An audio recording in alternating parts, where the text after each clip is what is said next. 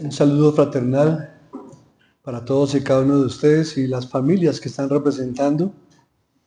Y voy a invitarles a que abran sus Biblias en la carta a los Efesios capítulo 4. Y vamos a leer del versículo 1 hasta el versículo 6.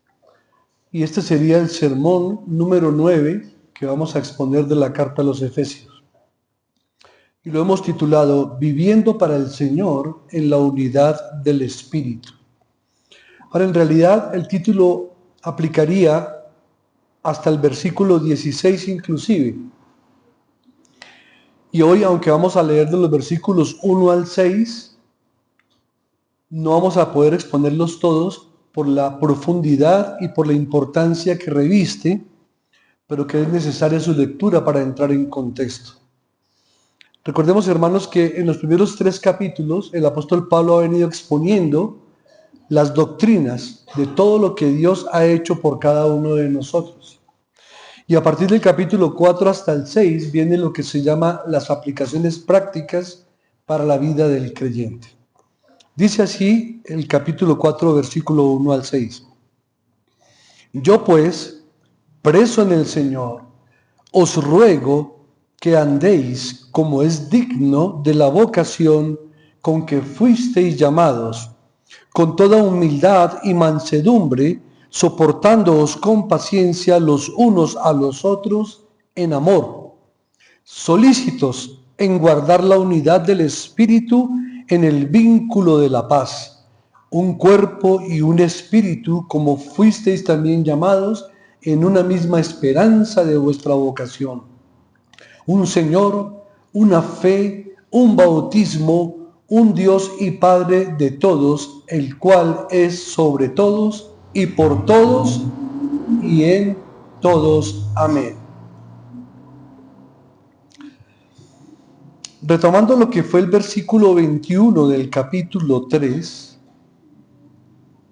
donde dice: a Él sea gloria en la Iglesia, en Cristo Jesús, por todas las edades, por los siglos de los siglos. Amén. Queda claro que Dios le ha dado debido poder a la Iglesia. Pablo le da la gloria a Dios porque Dios, debido al poder que le ha dado a su Iglesia, la respuesta de la Iglesia es glorificar de quien procede todo ese poder.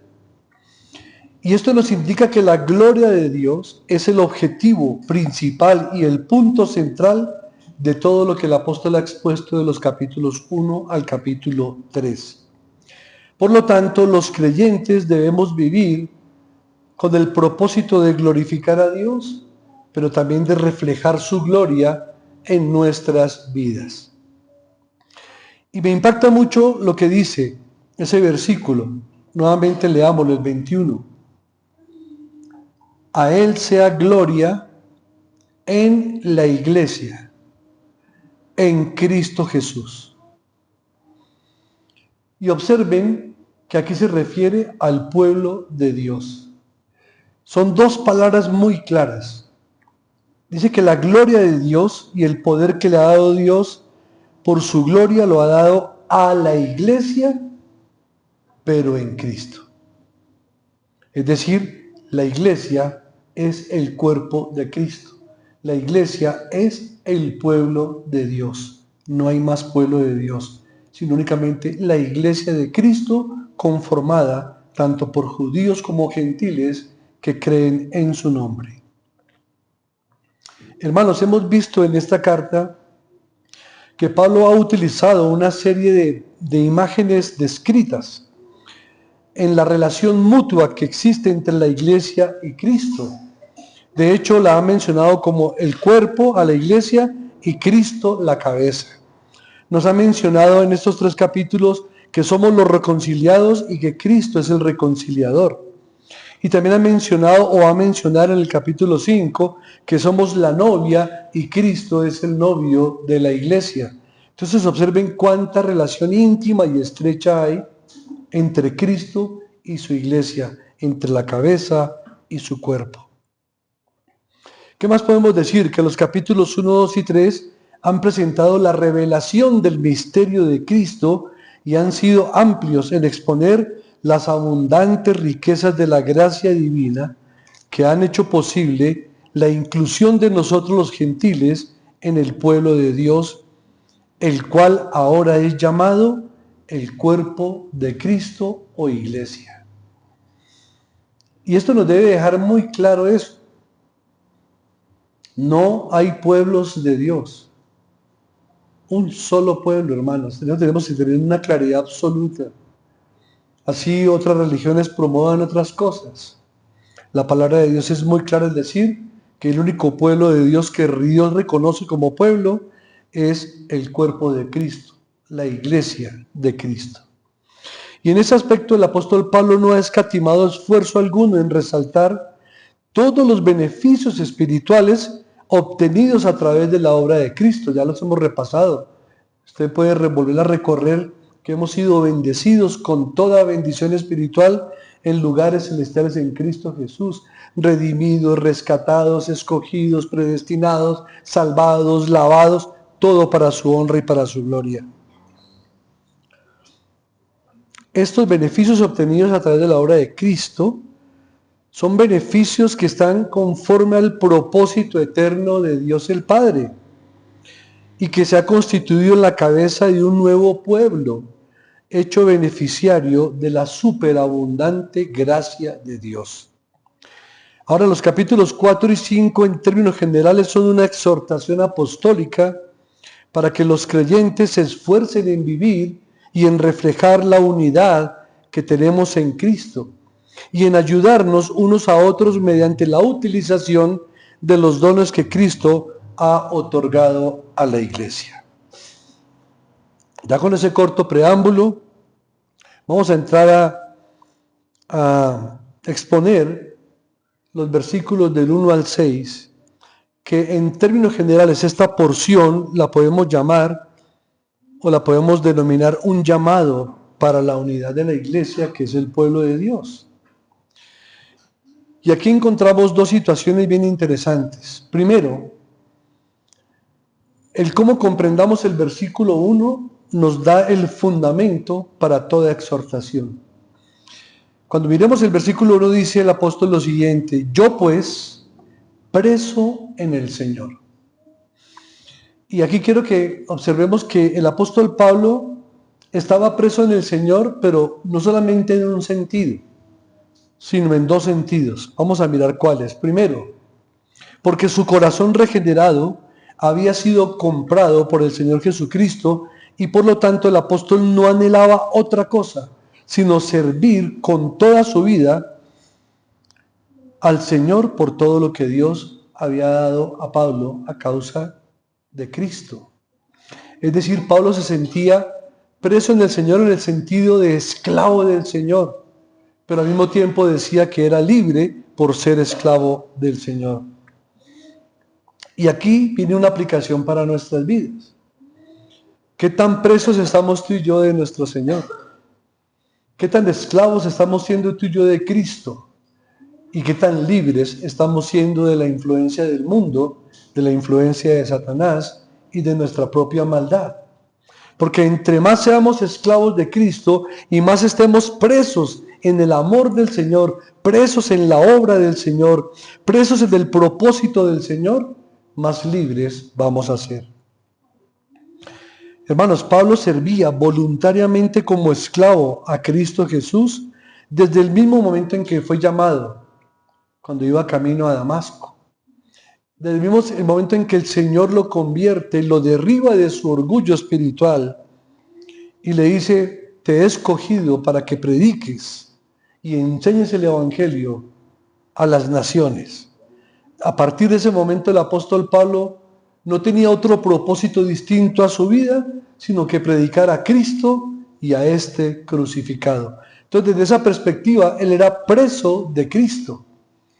Pero segundo, por supuesto, Pablo se encontraba preso porque cuando escribió esta carta a los Efesios, estaba bajo retención en una cárcel romana.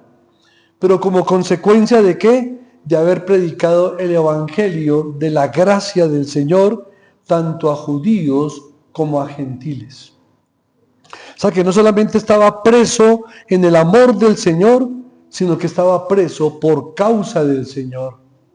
Y estaba preso por predicar el Evangelio de Cristo y llevar este mensaje de salvación tanto a judíos como a gentiles. Pero vamos con la parte B de ese versículo. Dice, os ruego que andéis como es digno de la vocación con que fuisteis llamados. Y es impactante las palabras que él utiliza, porque a manera de exhortación él podría decir, los insto, les exhorto, pero aquí dice, les ruego, les ruego. Miren, escúchenme por favor, es como si estuviera diciendo Pablo, por favor escuchen lo que estoy diciendo, les ruego que anden como es digno de la vocación con que fueron llamados. Es una súplica. Cuando debiéramos ser nosotros los que suplicamos, vemos que el Señor a través del apóstol Pablo ruega y suplica para que su pueblo ande como debe andar, como es digno. Y es cuando entendemos esto, mis hermanos, cuando comprendemos lo que Dios ha hecho por nosotros, que de manera natural quisiéramos entonces servirle y obedecerle, pero por gratitud, más que por obligación, por gratitud. Porque por obligación no es que sea malo obedecer, pero tendríamos la tendencia a hacer las cosas porque nos toca, pero no porque nos gozamos en hacerlas para el Señor. El entender quiénes somos, escogidos de Dios, redimidos por Cristo, salvados, añadidos a la iglesia de Cristo, injertados en la familia de Dios. Si comprendemos ese fundamento, entonces ese fundamento es el que nos anima a andar de una manera digna, que sea conforme y respecto a ese llamamiento que se nos ha dado. Todos los demás mandatos e instrucciones que puedan seguir en este y otros capítulos que vamos a avanzar, en realidad son el resultado de andar conforme a la vocación con que fuimos llamados por Dios. Hermanos, recordemos que el llamamiento de nosotros los creyentes fue realizado directamente por Dios. Fue Dios quien nos adoptó como sus hijos. Ahora, siendo adoptados por el Padre Celestial, nuestra vocación es elevada y es gloriosa porque es un llamado celestial. Nuestro andar diario debe ser conforme entonces a lo que somos, hijos del amor de Dios. Y un comportamiento no digno de ese llamamiento sería una vergüenza para nuestro Padre y una deshonra para nuestra vocación. Martín Lutero lo expresaba de esta manera.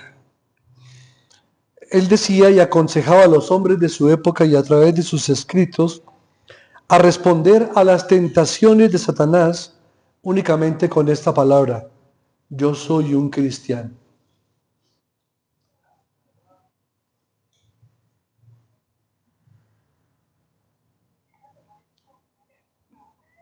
Yo soy un cristiano.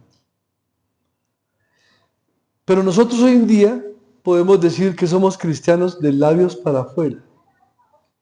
Pero aquí lo que estaba diciendo Martín Lutero es que cuando dice yo soy un cristiano es que no tengo por qué ceder a las tentaciones de Satanás porque yo soy un cristiano. O sea, él lo vivía, creía que era un verdadero cristiano.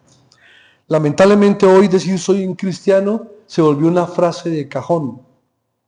Casi que una moda, decir que se es cristiano, pero no vivir como un verdadero cristiano. Pero otro teólogo, John Trapp, dice lo siguiente respecto a este texto. Abro comillas, cada creyente es el primogénito de Dios, más dignos que los reyes de la tierra. Como lo dice el Salmo 89, 27, que lo vamos a leer.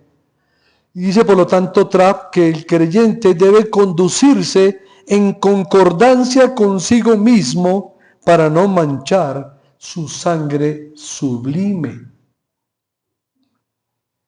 Miremos qué dice ese salmo, el Salmo 89, 27.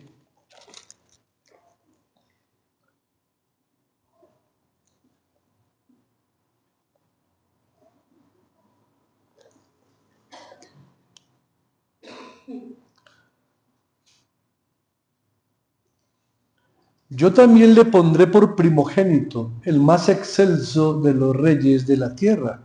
Y aquí, por supuesto, el Señor le está hablando al salmista. Si usted mira el contexto, está hablando del pacto que hizo Dios con David. Luego, los primogénitos están por encima de los más excelsos reyes de la tierra. Y esa es la posición espiritual a la que tú y yo deberíamos de pertenecer o pertenecemos, pero que en la práctica lo vivamos. Entonces, ahí es como alguien dice, ¿tiene sangre real? Pues sí, aquí habla de que tenemos sangre sublime, porque es que nuestro llamamiento viene de lo alto. Nuevamente recuerdo lo que la reina Victoria le dijo a Spurgeon: ven, deja de predicar y te ofrezco un ministerio. Y Spurgeon le responde a la reina: con todo respeto, majestad, pero usted me está pidiendo que yo descienda. Pero ¿cómo se le ocurre comparar un púlpito con un ministerio? Claro, porque es que un ministerio es terrenal, el púlpito es celestial. ¿Cuál es más alto, majestad? Entonces no me pida que haga algo que me haga descender del cielo, de la voluntad de Dios. Esta fue una respuesta sublime, es recordada y está en los escritos y en las crónicas de este precioso siervo de Dios.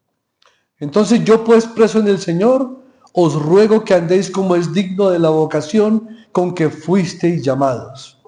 Versos 2 y 3.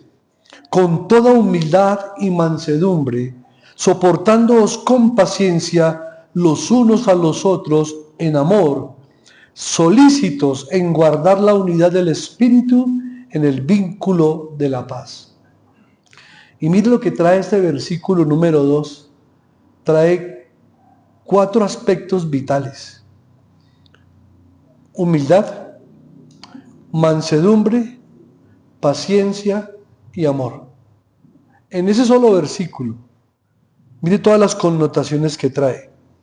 Pero podemos decir que a partir de este versículo 2 se mencionan las virtudes que forman parte de la vida del creyente y que conducirán a mantener la unidad y el crecimiento en el cuerpo de Cristo. Y esas 4 virtudes mencionadas nuevamente son humildad, mansedumbre, paciencia y amor. Humildad. Esta palabra tiene muchos significados. De hecho, en alguna época antes del cristianismo, la humildad era vista como algo malo, que tenía que ver de pronto con la gente más miserable del mundo. Pero sabemos a partir también del sermón de las bienaventuranzas que la humildad se refiere a una humilde condición, tanto espiritual como emocional y aún física y económica del ser humano. Pero con la aplicación a nuestras vidas como miembros de la Iglesia de Cristo, tenemos que decir que un verdadero miembro de la Iglesia de Cristo debe reconocer su incapacidad para estar o permanecer entre el pueblo de Dios debido a su inclinación natural hacia el pecado. Es decir, que tú y yo estamos acá es por voluntad de Dios, por su gracia y por su misericordia, no por méritos propios. Eso ya de por sí refleja humildad en nuestro carácter. Si estamos en este cuerpo precioso que es un reino de sacerdotes, es solo por la soberana gracia de Dios que nos escogió de entre lo vil y nos habilitó por la regeneración espiritual para que pudiéramos atender y responder positivamente al llamado del Evangelio de salvación. Si todo lo que somos en este glorioso cuerpo es obra de la gracia divina, entonces no hay motivo alguno para la jactancia o para el orgullo. Y por lo tanto el resultado obvio debe ser la humildad y la gratitud de reconocer la obra de nuestro Señor. El mismo Señor Jesucristo nos dio muestras de mucha humildad. Vamos por un momento a Juan capítulo 13.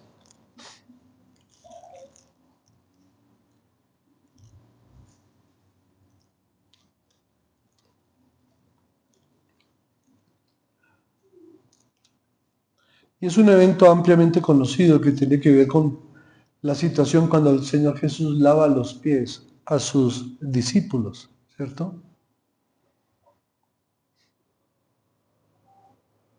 Dice,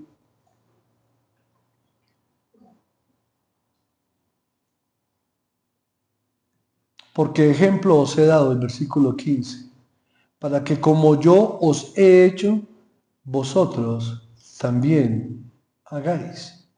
De cierto os digo, el siervo no es mayor que su Señor, ni el enviado es mayor que el que le envió.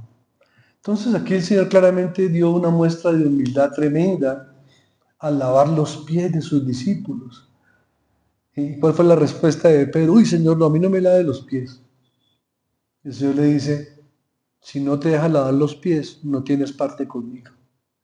Uy, Señor, entonces lávame también la cabeza. Suficiente con que te lave los pies. Es una obra de humildad impresionante. Pero también miremos lo que dice Filipenses 2 respecto a esto.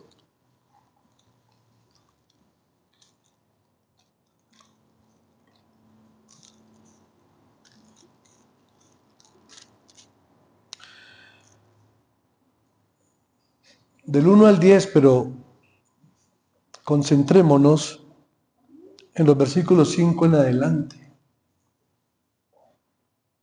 Haya pues en vosotros este sentir que hubo también en Cristo Jesús, el cual siendo en forma de Dios, no estimó el ser igual a Dios como cosa a que aferrarse, sino que se despojó a sí mismo tomando forma de siervo, hecho semejante a los hombres, y estando en la condición de hombre, se humilló a sí mismo, haciéndose obediente hasta la muerte y muerte de cruz.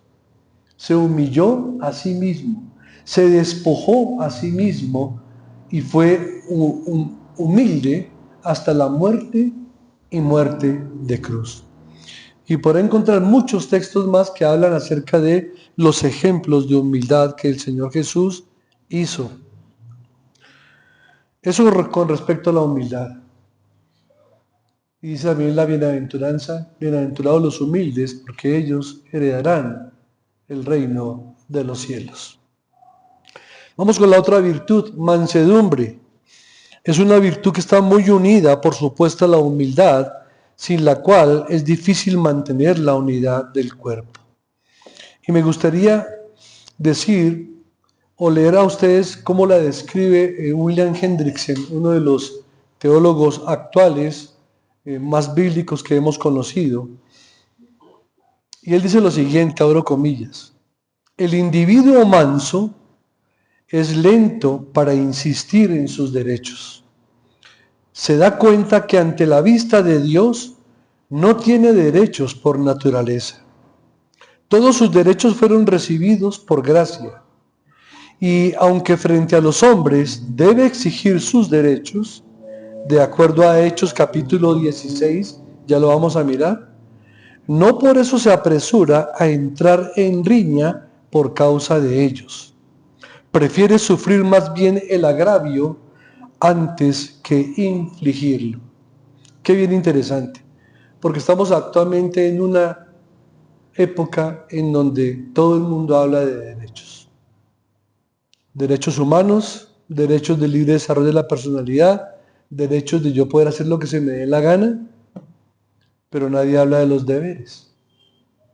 Y se habla de derechos cuando en realidad, si lo miramos delante de Dios, como dice el autor, delante de Dios nosotros no tenemos ningún derecho.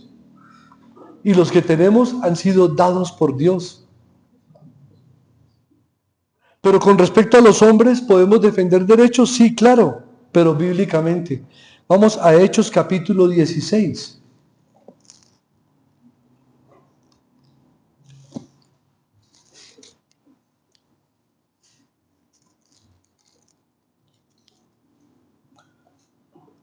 Versículos del 35 al 40. Cuando fue de día, los magistrados enviaron alguaciles a decir: suelta a aquellos hombres. y el carcelero hizo saber estas palabras a Pablo. Los magistrados han mandado a decir que se os suelte, así que ahora salid y marchaos en paz. Pero Pablo les dijo: después de azotarnos públicamente sin sentencia judicial, siendo ciudadanos romanos, nos echaron en la cárcel y ahora nos echan encubiertamente. No, por cierto, sino vengan ellos mismos a sacarnos. Y los alguaciles hicieron saber estas palabras a los magistrados, los cuales tuvieron miedo al oír que eran romanos. Y viniendo les rogaron, y sacándoles les pidieron que salieran de la ciudad. Entonces, saliendo de la cárcel, entraron en casa de Lidia, y habiendo visto a los hermanos, los consolaron y se fueron. ¿Qué hizo el apóstol Pablo aquí? Reclamó los derechos. Porque conforme a la ley romana, ningún ciudadano romano, y Pablo tenía ciudadanía romana también, podía ser azotado sin un previo juicio. Y aquí lo habían azotado de manera injusta y luego encubiertamente los querían poner en libertad. Y Pablo dice: no, señor, que vengan los magistrados y respondan por sus actos, porque yo soy ciudadano romano y me han azotado sin haberme hecho un justo juicio.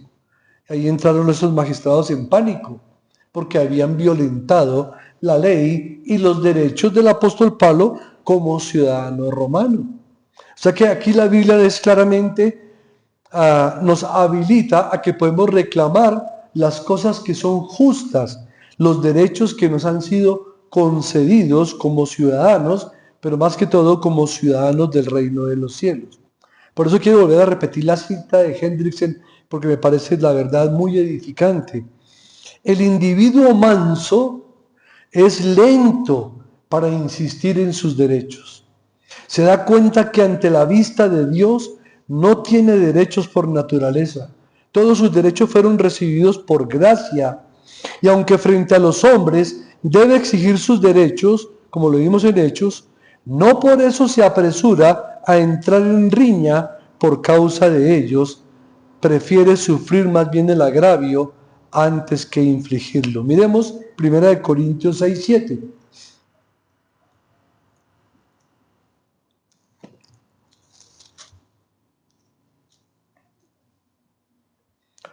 Así que, por cierto, es ya una falta en vosotros que tengáis pleitos entre vosotros mismos. ¿Por qué no sufrís más bien el agravio? ¿Por qué no sufrís más bien el ser defraudados? Cuando hay conflictos entre hermanos, es mejor sufrir el agravio. Y miremos otros textos. Acompáñenme a Mateo capítulo 11.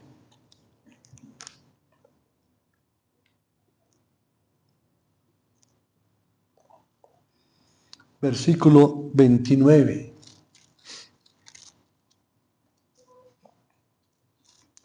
Llevad mi yugo sobre vosotros y aprended de mí, que soy ¿qué? Manso y humilde de corazón, y hallaréis descanso para vuestras almas. Luego esto indica lo contrario, ¿cierto? Que si no somos mansos y humildes, sino soberbios y orgullosos, entonces no hallaremos descanso para nuestras almas. Hay que mirar los lenguajes siempre desde la perspectiva tanto positiva como negativa. Mi yugo, llevad mi yugo sobre vosotros y aprended de mí, que soy ¿qué? Manso y humilde, de corazón, y hallaréis descanso para vuestras almas, porque mi yugo es fácil y ligera mi carga. Vamos a Mateo 21.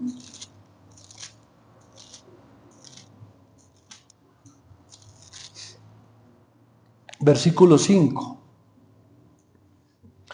Decid a la hija de Sión: he aquí tu rey viene a ti, manso y sentado sobre una asna, sobre un pollino, hijo de animal de carga.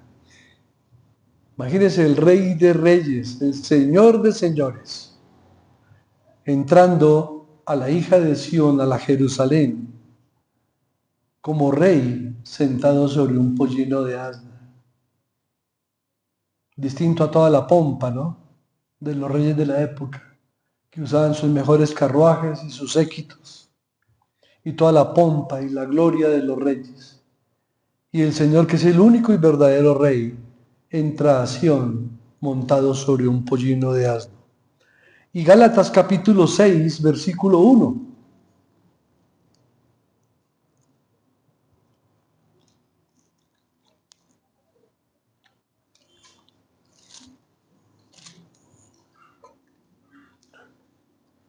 Hermanos, si alguno fuere sorprendido en alguna falta, vosotros que sois espirituales, restauradle con espíritu de ¿qué? Mansedumbre, considerándote a ti mismo, no sea que tú también seas tentado.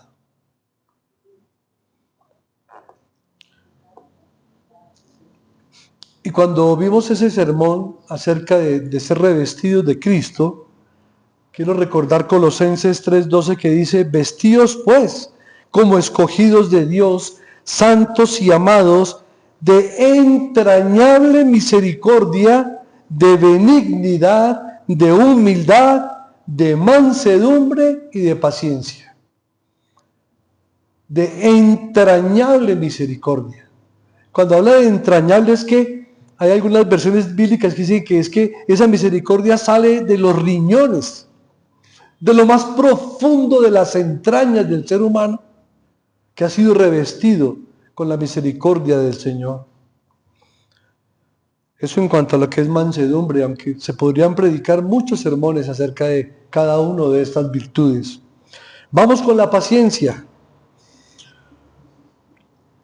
Paciencia puede significar aguante, resistencia, pero también significa una persona humilde. Porque una persona que es humilde es aquella que puede resistir con firmeza las situaciones adversas y no se deja vencer por ellas. Y esta virtud debe formar parte esencial del carácter del creyente, porque la vida está llena de conflictos o de situaciones conflictivas, la cual se hace necesario que soportemos con paciencia. O sea, basta con mirar nuestra vida. Basta con que usted mire de hoy hacia atrás cuántas circunstancias adversas han pasado por su vida, cuántas aflicciones y las que van a venir. Por eso es importante que el Señor nos ayude a desarrollar estas virtudes de humildad, de mansedumbre y de paciencia, para poder soportar con paciencia, pero también entre nosotros, ¿no? Dice, soportándoos con paciencia los unos a los otros en amor. Por supuesto que tiene que ser en amor.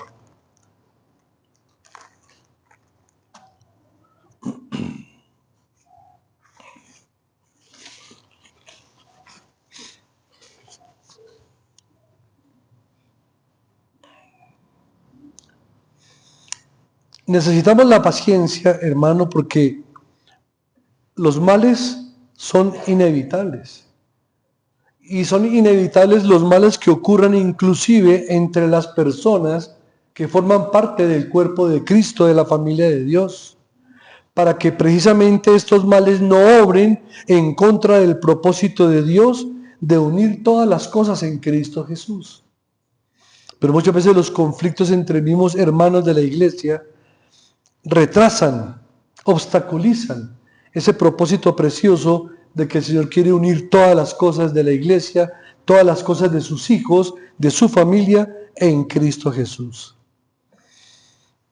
El cristiano y filósofo Crisóstomo definió la paciencia como el espíritu que tiene el poder de tomar venganza, pero que nunca lo hace.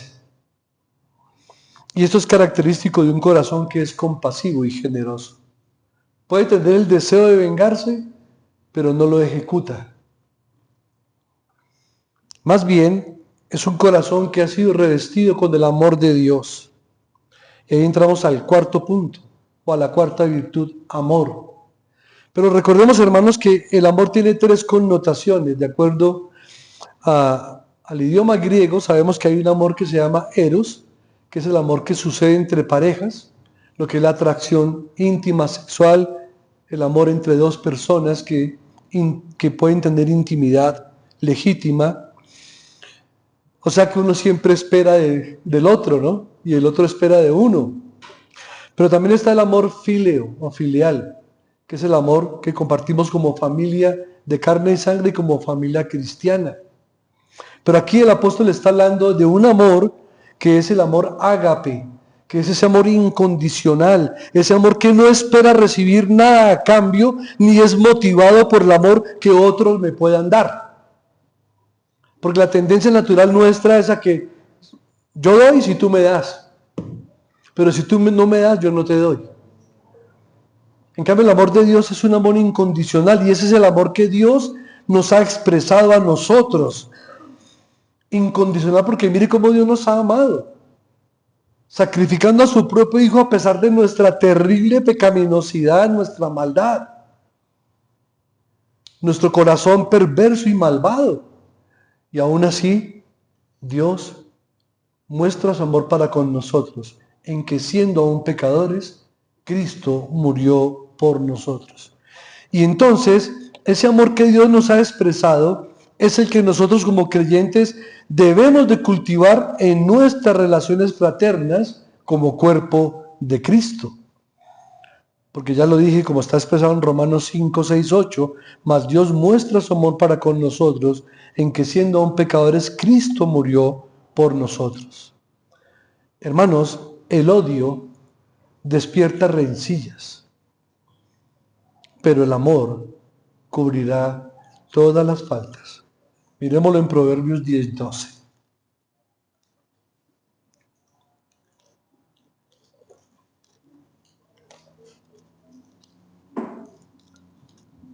Proverbios capítulo 10, versículo 12. El odio despierta rencillas, pero el amor cubrirá todas las faltas.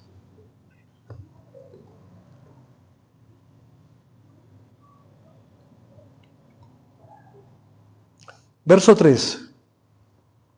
Solícitos en guardar la unidad del espíritu en el vínculo de la paz. Solícitos, sinónimo de ¿qué? De diligencia. Apresurémonos, esforcémonos, seamos muy diligentes en guardar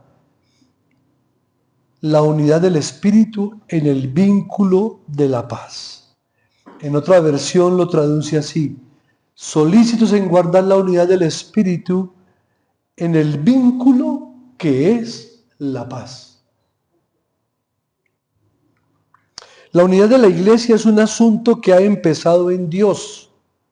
Cuando Pablo dice que debemos guardar la unidad, es porque está dando por sentado que ella ya existe porque ha sido dada por Dios. Y aquí vale la pena revisar este punto, porque muchas veces creemos que somos nosotros que podemos crear la unidad de la iglesia, pero resulta que la unidad ya está dada por Dios. Nuestra misión no es crearla, es guardarla, es mantener lo que ya Dios hizo. Entonces esta unidad que está dada por el Señor nos da el deber de esforzarnos en guardarla. Pero tenemos que diferenciar qué es esa unidad, porque esta unidad no consiste en la unión externa de diferentes iglesias locales conformando una gigantesca denominación, como algunos lo han entendido, o solamente en la integración de ciertas actividades intereclesiales. No, esa no es la clase de unidad que Pablo está presentando o exponiendo aquí en el libro de Efesios. Es la unidad del Espíritu Santo. Es decir, los creyentes somos hechos partícipes de un solo cuerpo, pero esto solo es por la obra del Espíritu Santo. En nuestras iglesias locales somos llamados a esforzarnos con toda solicitud en mantener la paz que debe caracterizar a los redimidos por el Cordero y en los cuales mora abundantemente el Espíritu de Dios. También podemos entender esta unidad del Espíritu al entender lo que no es. Y allí el predicador Spurgeon, en uno de sus sermones respecto a este tema, señaló lo siguiente: ¿qué cosas no dice el texto? El texto no dice que nos esforcemos en mantener la unidad de la maldad, la unidad de la superstición o la unidad de la tiranía espiritual. Tampoco dice que nos esforcemos en mantener los arreglos eclesiásticos para centralizarlo todo. Pero tampoco dice que nos esforcemos para mantener la uniformidad del espíritu. Una cosa es la uniformidad, otra cosa es la unidad. Una unidad estructural puede llegar a convertirse en un obstáculo para la verdadera unidad del espíritu. Y hay muchas iglesias que se preocupan tanto por la estructura, pero olvidan la parte orgánica de la iglesia. Nos esforzamos tanto en lo ceremonial, pero en lo espiritual, en lo orgánico, en las piedras vivas, no. Continúa Spurgeon diciendo lo siguiente: no es una cosa deseable que todas las iglesias se fusionen para hacer una, ya que la fusión completa de todas las iglesias es una corporación eclesiástica inevitablemente que producirá otra forma de papado, ya que la historia nos ha enseñado que grandes cuerpos eclesiásticos crecen de una manera más o menos corruptas mientras siguen su curso. Grandes corporaciones espirituales son como un todo los fuertes de la tiranía y un asilo del abuso. Y solo es cuestión de tiempo para que se quiebre a pedazos. Por lo tanto, mis hermanos, estamos confiados en que esta unidad se encuentra en Cristo Jesús por el Espíritu de Dios. Queremos unidad en la verdad de Dios por medio del Espíritu de Dios. Y esto es lo que debemos de buscar. Debemos vivir cerca de Cristo, ya que esta es la mejor forma de promover la unidad. Y yo no diría que es la mejor forma, diría que es la única forma de promover la unidad. Si tú y yo estamos aferrados a Cristo, si estamos presos en Cristo, si estamos presos de su evangelio, presos de sus propósitos, presos de su espíritu, presos del Señor, esclavos del Señor, podemos mantener la unidad del espíritu.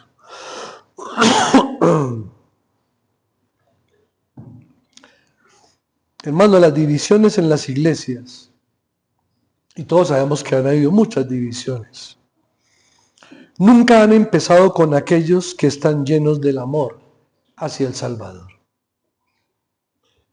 La experiencia nos ha enseñado que la mayoría de personas que han dividido la iglesia han sido las personas menos espirituales de las iglesias, las que generan conflicto por todo, no tienen una relación íntima con Cristo de manera permanente.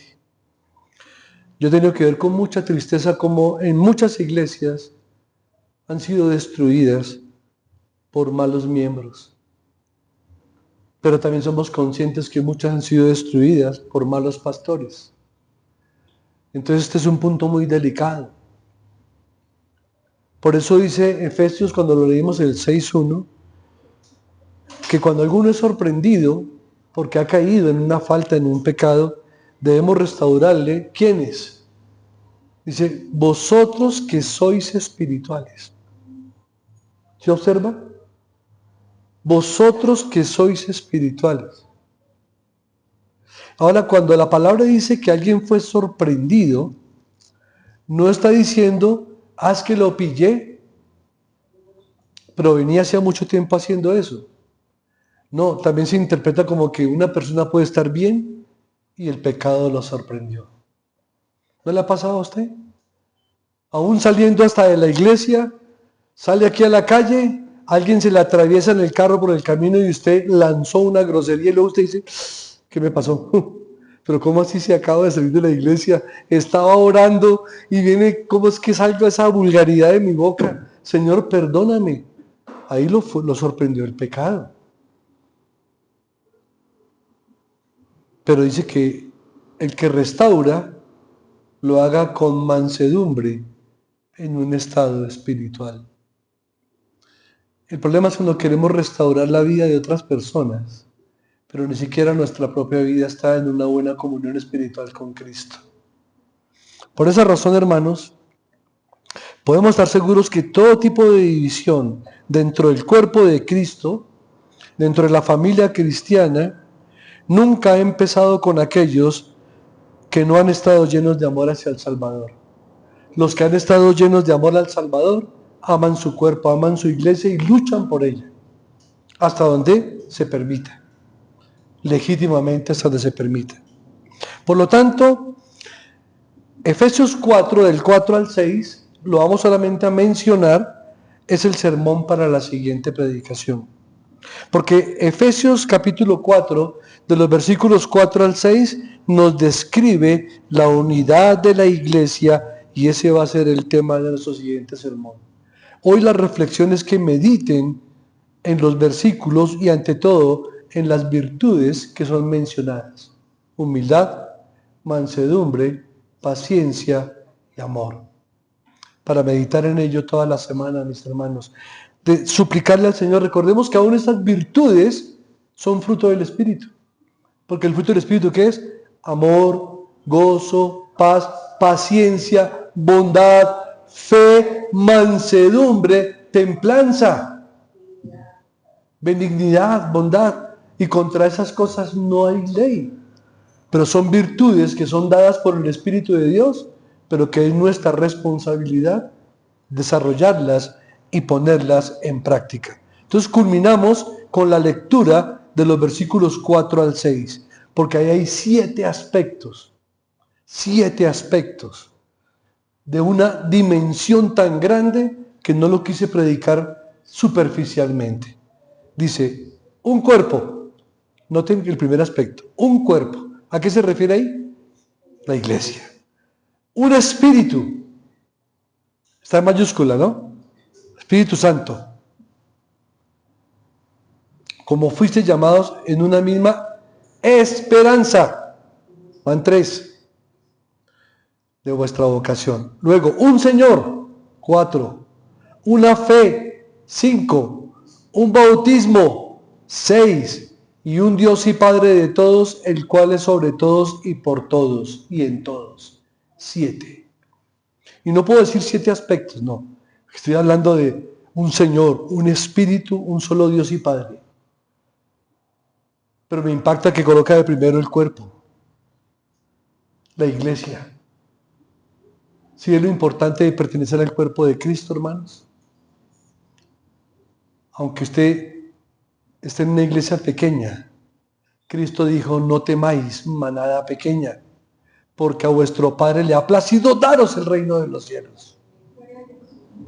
Y por supuesto debemos orar por los hermanos que por salud no pudieron venir el día de hoy, porque sabemos que muchos hermanos de la iglesia, yo mismo he estado afectado en mi salud, y por eso muchos no han podido venir el día de hoy.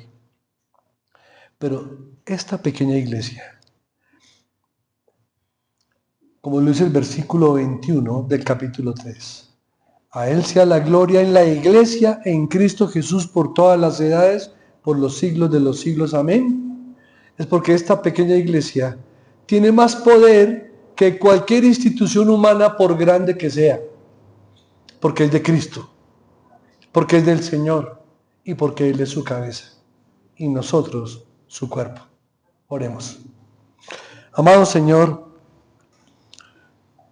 queremos rogar